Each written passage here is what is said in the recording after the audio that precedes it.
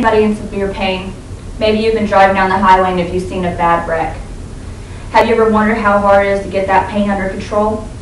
Well, I'm a licensed practical nurse at Jackson County Memorial Hospital, and I see patients in severe pain like this every day. Through my experience as a practical nurse, I have noticed the three most common types of pain medication. Today, I'd like to talk to you about those three medications, which are Demerol, morphine, and Dilaudid. The first medication I will talk to you about is Demerol. Demerol is in the class of opiate, which does mean that there is a great chance the person taking this medication can get addicted. This is a controlled substance Schedule II, which means that this medication is limited to and regulated by the Controlled Substance Act. Indications to use Demerol are moderate to severe pain. The patient should not have more than 150 milligrams within a 4-hour time period. The action of Demerol is said to be unknown, but it is believed to bind with opioid receptors in the central nervous system, altering the perception of and the emotional response to pain. You need to tell the patient to turn, cough, and deep breathe if coming from surgery. Caution the patient about getting out of bed without assistance. This could cause them to fall. The patient needs to be advised to avoid alcohol while taking this medication, and make sure the patient understands that this drug is not for long-term use. Now I'd like to talk to you about morphine. Morphine is in the class of opiate, which means the same as it does for Demerol. The patient can easily get addicted to this. This medication is controlled substance Schedule II as well. Morphine is used for severe pain. The patient can get at most 15 milligrams every 4 hours, unless the doctor otherwise orders.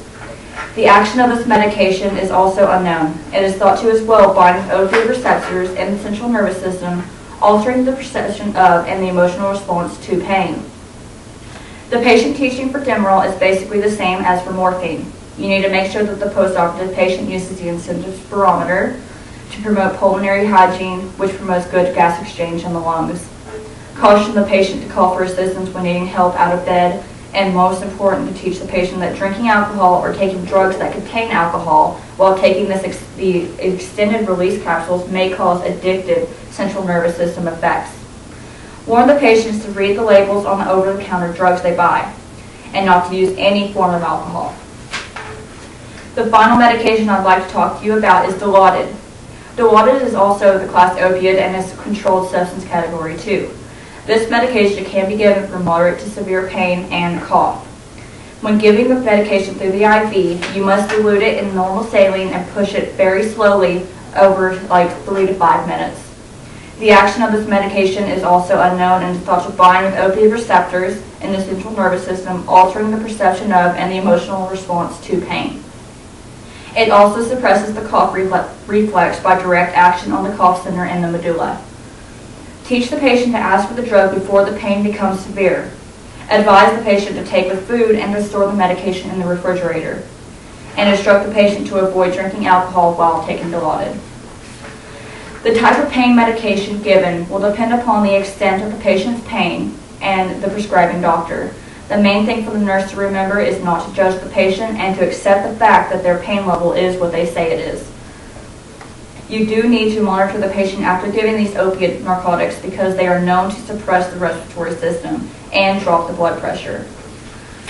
I hope me talking to you today will help you understand a little bit more about pain medication, but I also have made up a poster board that goes over it into detail.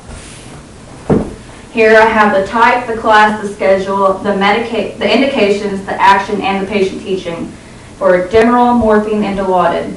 For Demerol, the class is opiate, the schedule is 2, the indication is moderate to severe pain, the action is unknown. The patient teaching is you need to make sure the patient turns, coughs, and deep breathes, and you need to call for assistance before getting out of bed, avoid alcohol, and educate that this medication is not for long-term use. Morphine is an opiate class.